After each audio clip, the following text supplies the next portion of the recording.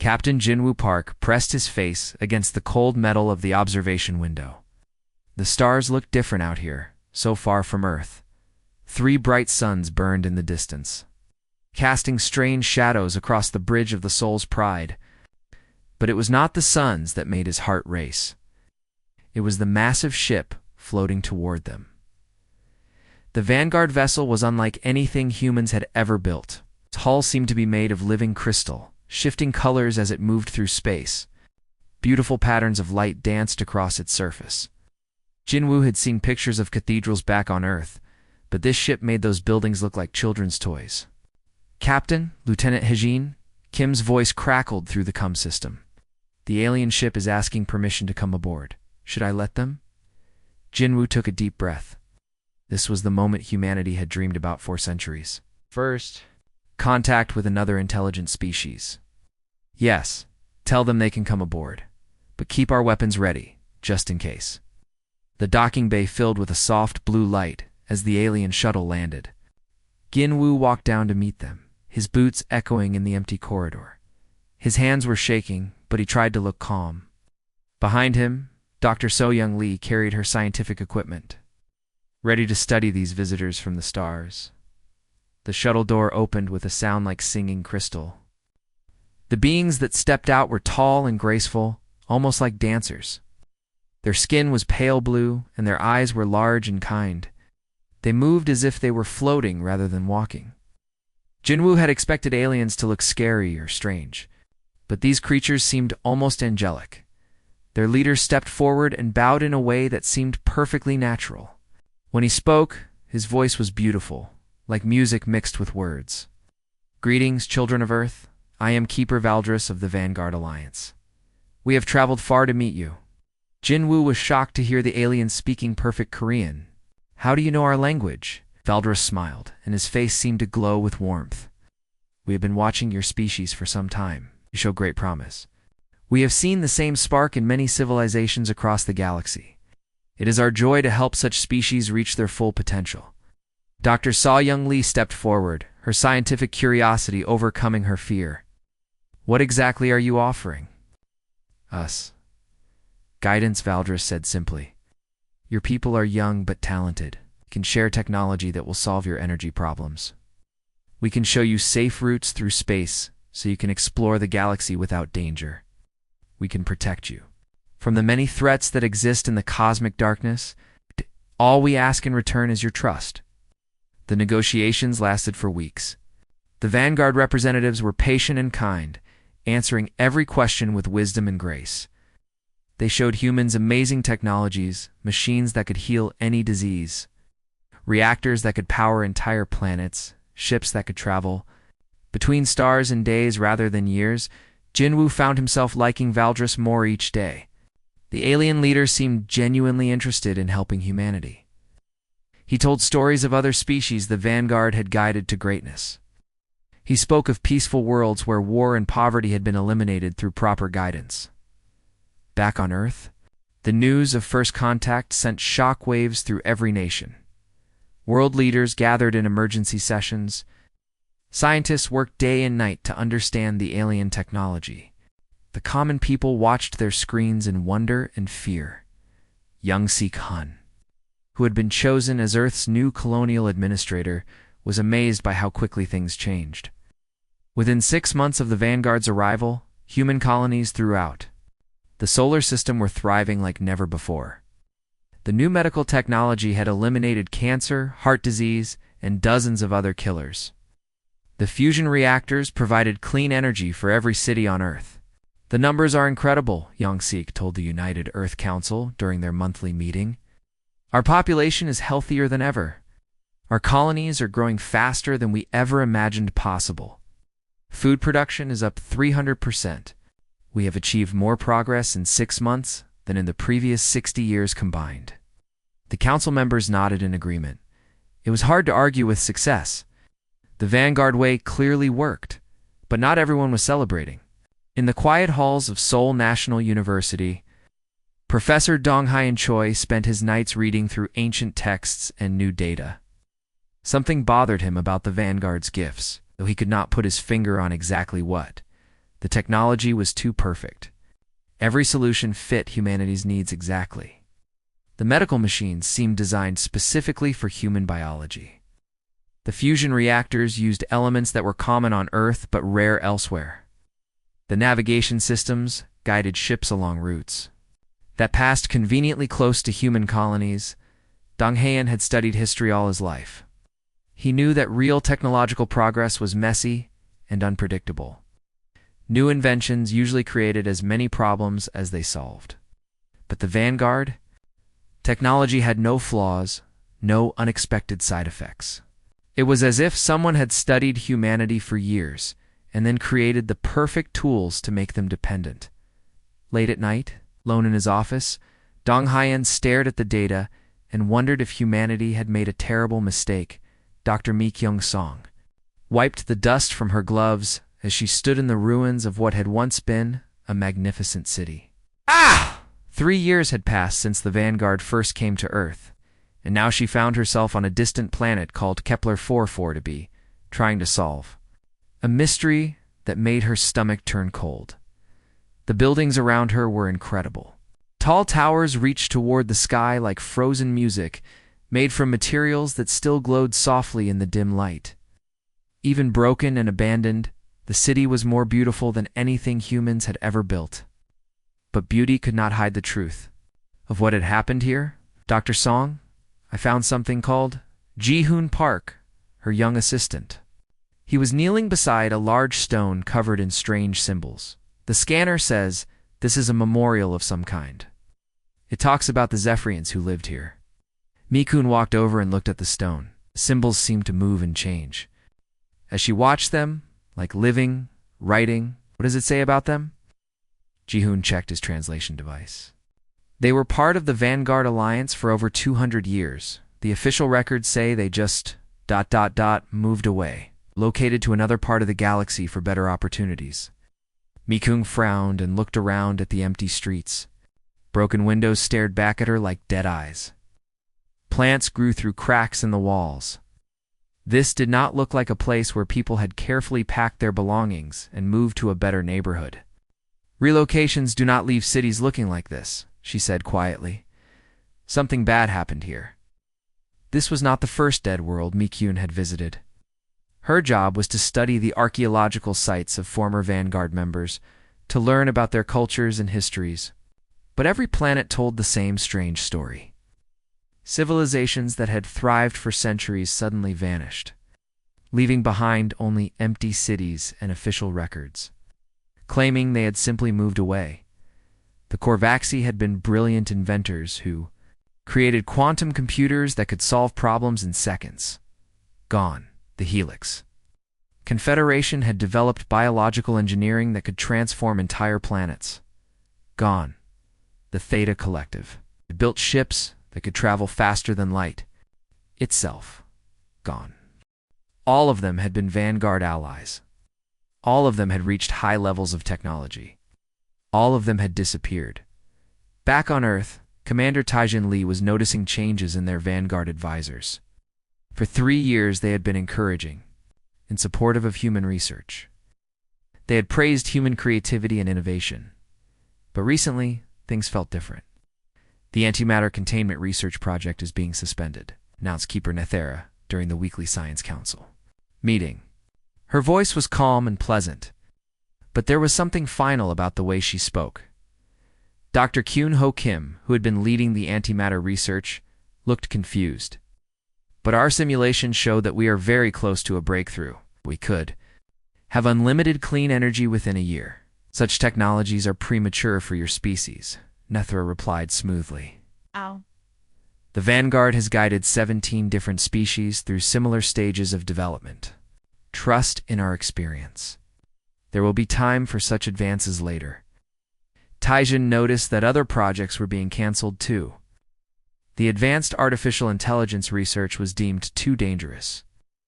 The new space drive technology was unnecessary. For current needs, the genetic enhancement programs were ethically questionable. It seemed like every time humans made real progress, the Vanguard found reasons to slow them down or redirect their efforts towards safer, more approved projects. Mi-kyung's Investigations were revealing disturbing evidence. On every dead world, she found signs of battle. Not the kind of fighting that happened when one army invaded another, but something more organized and sudden. Scorch marks on buildings suggested energy weapons. Scattered debris indicated that the attacks had been swift and overwhelming. When she submitted her reports to the Vanguard Science Council, they were immediately classified as restricted information. Her requests for more research funding were denied. Her applications to visit other archaeological sites were rejected. One evening, as Mikung worked late in her temporary laboratory on Kepler 440b, she received an unexpected visitor. Keeper Valdris himself materialized in her doorway, his tall form casting long shadows across the room. "Dr. Song," he said in his musical voice, "your work shows great dedication to understanding the past. However, perhaps it would be more productive to focus on approved research subjects. The Vanguard has many fascinating historical sites that would benefit from your expertise." Mikyung felt a chill run down her spine. There was something in Valdris's tone that sounded less like a suggestion and more like a warning. That night, after Valdris had left, Mikyung made a decision that would change everything. Using a hidden communication channel that bypassed Vanguard monitoring systems, she transmitted all of her research data to Professor Donghayan Choi back on Earth. His response came within hours. The words made her blood run cold. "The pattern matches 17 other species that were supposedly relocated. I have been analyzing Vanguard records for 3 years. Every advanced civilization that joined their alliance eventually disappeared. We are not their protégés. We are their next target." Mi Kyung looked out the window at the dead city surrounding her laboratory. Somewhere in the darkness, the wind whistled through empty buildings where millions of Zephyrians had once lived, worked, and dreamed of the future. Now she understood why the Vanguard had been so eager to help humanity. They were not teachers. They were predators, and Earth was running out of time. The old subway tunnel beneath Seoul had been abandoned for decades. Water dripped from broken pipes, and the air smelled of rust and decay. But tonight, it was the safest place on Earth for the most dangerous conversation in human history. Dr. Mikung Song checked her watch as she descended the crumbling stairs. She had told the Vanguard officials that she was taking a research break, tired from her work on distant planets. They had smiled and wished her well, never suspecting that she was about to expose their greatest secret. One by one, the others arrived. Professor Donghayan Choi came first, his old face serious and worried. Commander Taejin Lee arrived next, still wearing his military uniform, but with all the electronic devices removed. Dr. Kyun-ho Kim, Dr. So-young Lee, and Young Si-kan followed. A dozen other scientists and officials slipped through the shadows. All people who had begun to notice that something was wrong with their alien allies. They gathered in a circle around an old maintenance table, their faces lit by the glow of Mikyung's portable holoprojector. The device had been modified to block Vanguard monitoring systems, but they all knew they were taking a terrible risk. "Thank you all for coming," Mikyung began, her voice echoing in the empty tunnel. "What I am about to show you will change everything you believe about the Vanguard." She activated the projector and images filled the air around them. Pictures of dead worlds, empty cities, and broken civilizations. The evidence she had gathered during months of secret investigation. Every species that began to approach Vanguard-level technology disappeared within a single generation, she said. The Zephyrians developed faster-than-light communication that could send messages across the galaxy in seconds. They vanished. The Korvaxi created quantum computers so advanced they could predict the weather on distant stars. They vanished. The Helix Confederation engineered biological systems that could turn a dead planet into a garden world in just decades. They vanished too. The images showed world after world, all with the same pattern. Beautiful cities, advanced technology, and then sudden, complete abandonment. Young Si-kan stared at the displays with growing horror. For 3 years, he had been humanity's biggest supporter of Vanguard integration.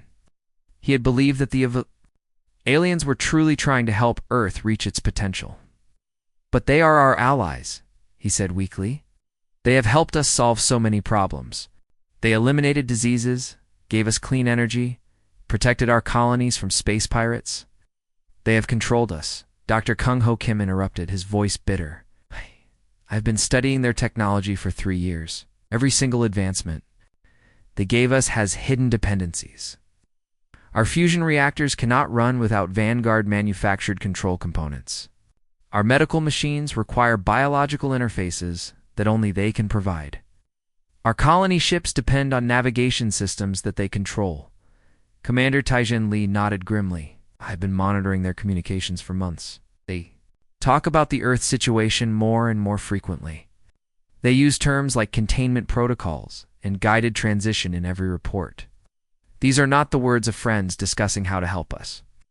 Professor Donghayan Choi had been silent throughout the presentation, but now he spoke with the authority of someone who had spent his life studying patterns in history. I have analyzed their technology for 3 years, he said quietly. The Vanguard are not innovators. They are inheritors. Everything they possess was clearly developed by other species and then adapted for their use. The medical technology has Zephyrian design elements. The fusion reactors use Korvaxi quantum principles.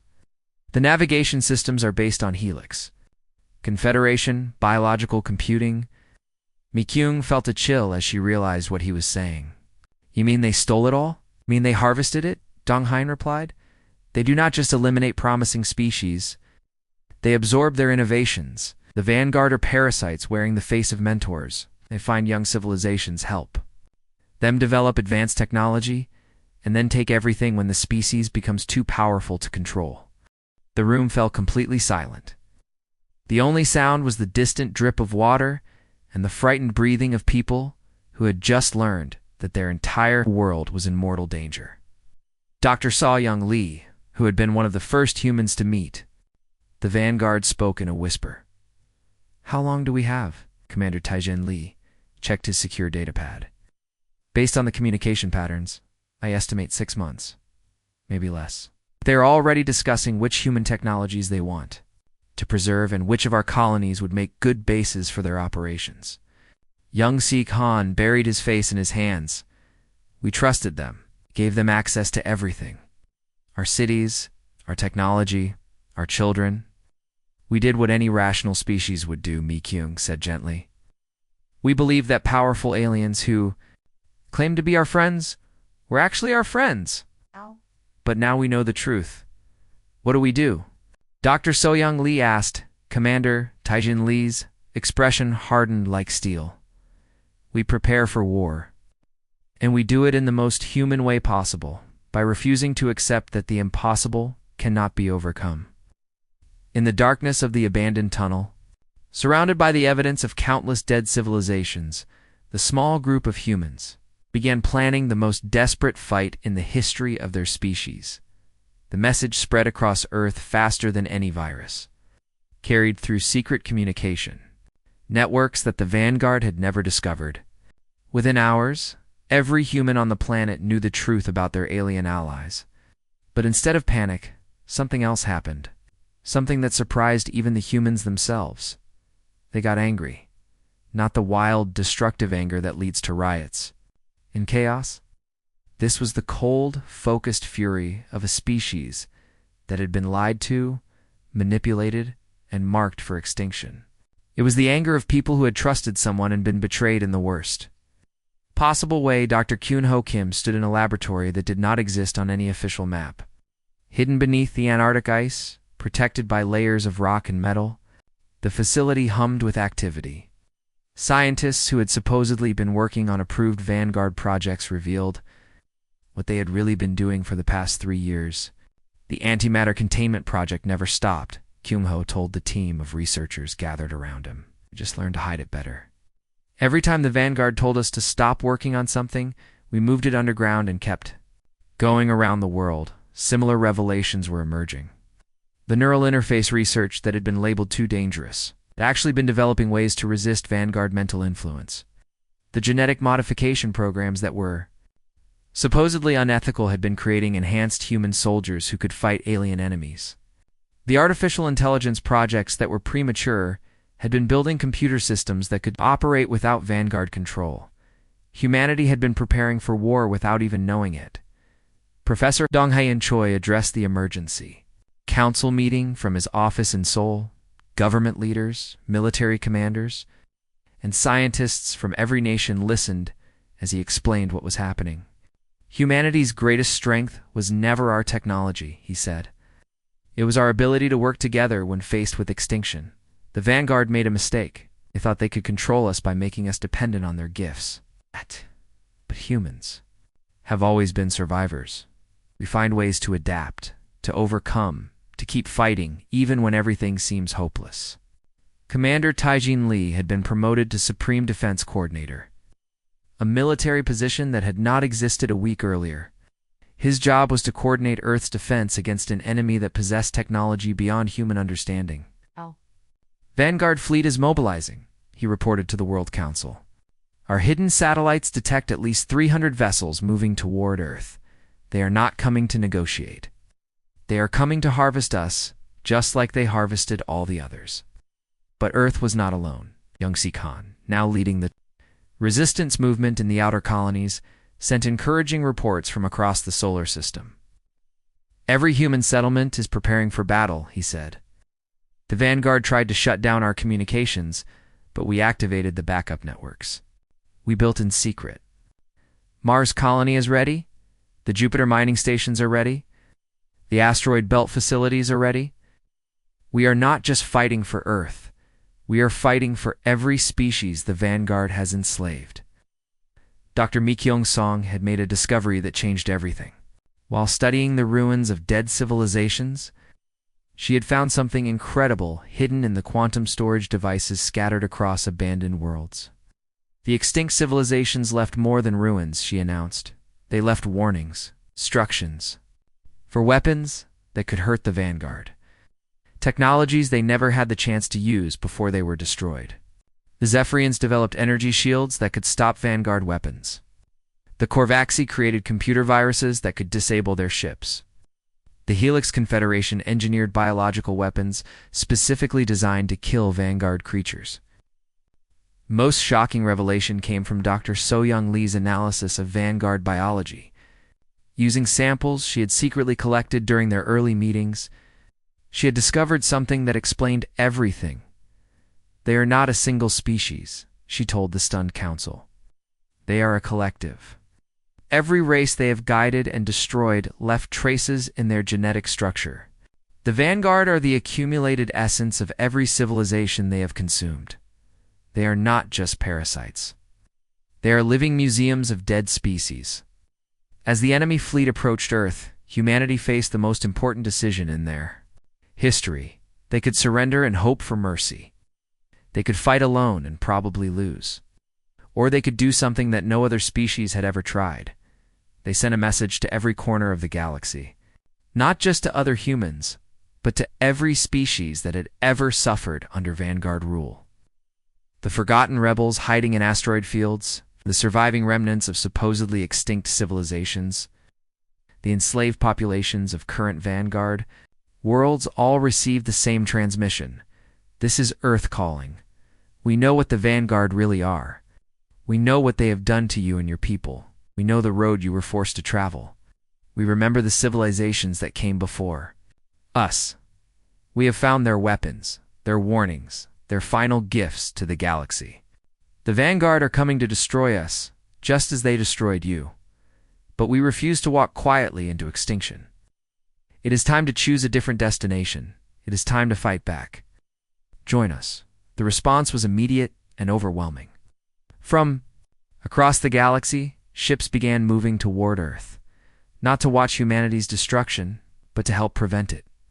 For the first time in galactic history, the Vanguard would face united resistance. The final battle was about to begin. The Vanguard fleet appeared at the edge of Earth's solar system. It's like a storm of crystal and light. 300 ships, each one larger than a city, emerged from hyperspace with the confidence of predators who had never known defeat. Keeper Valdris stood on the bridge of the flagship, expecting to find a small blue planet trembling in fear, ready to surrender. Instead, he found something that made his ancient heart freeze with shock. The solar system was full of ships. It's not just human vessels, but craft from across the galaxy. Ships that should have been destroyed centuries ago floated alongside fighters that belonged to species the Vanguard had declared extinct. Rebel vessels that had been hunted for generations hung in space, next to colony ships from worlds that were supposed to be under Vanguard control. "This is impossible," whispered Keeper Nethera from her position at the tactical station. The Zephyrians were eliminated 300 years ago. The Korvaxi died out to centuries past. How can their ships be here? Valdris opened a communication. Channeled to the human leadership, his voice carrying the authority of someone who had ruled the galaxy for millennia. "This is Keeper Valdris to the human leadership. You have been misled by rebels and criminals. Surrender now, and your species will be preserved in the archives of the Vanguard. Continue this resistance, and you will share the fate of all the others who defied us." The response came from the Bridge of the Soul's Pride, the same ship, where humanity had first met the Vanguard 3 years ago. But now Dr. Mikyung Song stood at the captain's position, her voice steady and strong. "We know what you are," she said, her words broadcast across every frequency in the galaxy. "We know what you have done to countless civilizations. And we remember what you have forgotten, that every species has the right to choose their own path among the stars." The battle that followed was unlike anything in galactic history. The Vanguard fought with weapons and technology stolen from 1,000 conquered civilizations. Their ships fired energy beams that could destroy planets. Their shields had never been penetrated. Their tactics had been perfected over millions of years of conquest. But humanity and their allies fought with something more powerful than superior technology. They fought with the combined knowledge and desperate hope of every species that had ever dreamed of freedom. Commander Taijin Li piloted the first wave of attack fighters, small ships that darted between the massive Vanguard vessels like angry wasps. The hulls of the human fighters were covered with symbols from every extinct civilization, prayers for the dead, promises of vengeance and declarations of independence written in languages that had been silent for centuries. For the Zephyrians, Taijin called out as his squadron engaged the enemy. For the Korvaxi, for the Helix Confederation, for every species that refused to bow. Human weapons had been enhanced with technology from the dead worlds. Dr. Kyung-ho, Kim's antimatter bombs, combined with Helix Confederation biotechnology and Zephyrian quantum engineering, tore through Vanguard shields that had been considered impenetrable for millions of years. Professor Dong Heian Choi's artificial intelligence systems freed from Vanguard influence coordinated attacks with precision that seemed almost telepathic. The AI had been programmed with the tactical knowledge of 17 different extinct species, creating battle strategies that the Vanguard had never encountered. But the true victory came when Young Sik Han's diplomatic team activated the galaxy-wide BROADCAST system. Every world under Vanguard control received the same message: the truth about their protectors, the evidence of their crimes, and an invitation to join the rebellion. The effect was immediate and devastating. On world after world, populations that had been kept ignorant of the truth suddenly understood what had really happened to their neighbors, their allies, their friends. The Vanguard had told them that advanced species had been relocated to better worlds. Now they learned that those species had been murdered. Revolts erupted across the galaxy. Vanguard ships found themselves under attack not just from the rebel fleet, but from their own former subjects. Space stations that had been peaceful for centuries suddenly became battlegrounds. As enslaved populations fought for their freedom, the mighty Vanguard, who had ruled through fear and false guidance for millennia, found themselves surrounded by enemies on every side. Their fleet, which had seemed invincible just hours before, began to crumble as ships defected or were destroyed by their own crews. Keeper Valdris watched his empire collapse in real time. Species he had thought completely controlled were revealing hidden weapons and secret alliances. The careful system of domination that had taken millions of years to build was falling apart in a single day. When the battle ended, the galaxy was free for the first time in recorded history. The Vanguard fleet was scattered, their leaders captured or dead. control systems destroyed. In the aftermath, as representatives from hundreds of species gathered to decide the galaxy's future, humanity faced a choice. They had won the war. They possessed the most powerful military force in known space. They could easily become the new vanguard, ruling through superior technology and military might. Instead, they chose something different. Dr. Mikun Song addressed the Galactic Liberation Council. From the same ship where the nightmare had begun.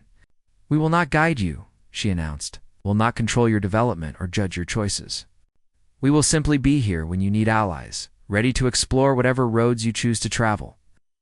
The galaxy was finally free to find its own way forward, and humanity, remembering the bitter lessons of the past, made sure that the road to greatness would never again be paved with the bones of the innocent.